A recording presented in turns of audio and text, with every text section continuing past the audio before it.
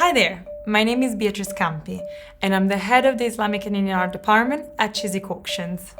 Welcome to a very brief introduction on Indian jewellery.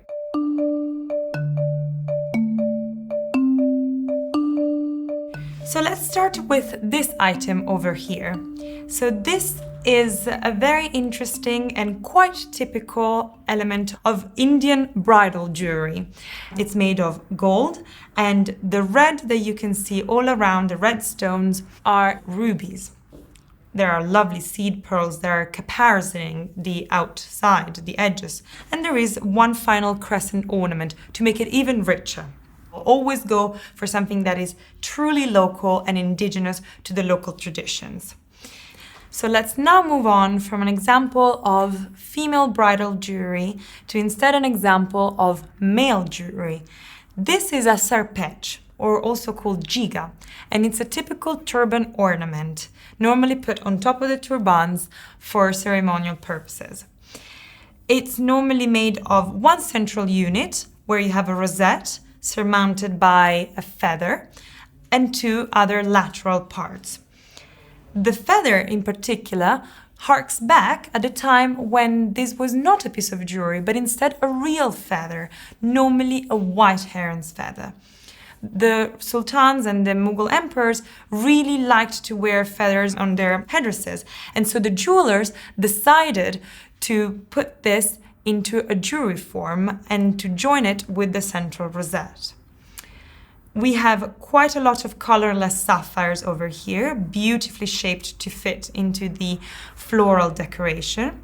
The top of the bejeweled feather is instead filled with glass, and we have lovely droops of emerald. The back is fully enameled, and it's enameled in the jewellery palette from Jaipur, the city in Rajasthan. So you have the white, the red, you have the light blue and the green. This is a very common palette you would find on quite a lot of Indian pieces.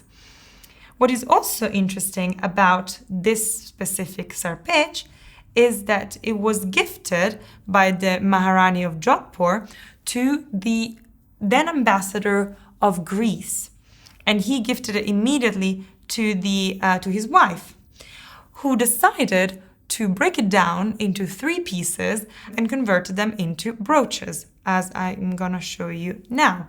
This was way more wearable for her parties and for, of course, the European entourage.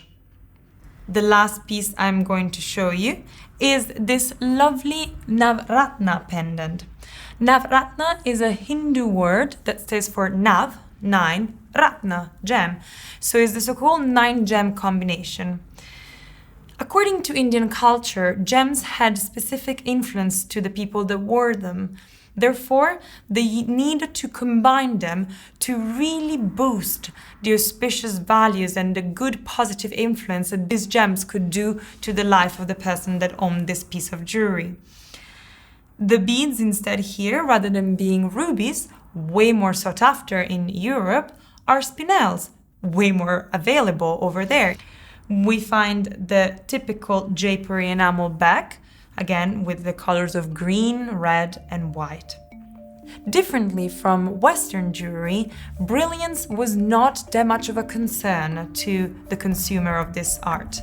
Indeed, what really mattered was the size of the stone, not so much how they would shine. Very often, people would take pride in stating how many carats they were wearing and cared very little about bedazzling the audience with the beautiful cut in the way that we have them in Europe. So I hope you really enjoyed it and that you learned a little bit about Indian jewelry and are ready now to go online and find your next piece of jewelry at auction.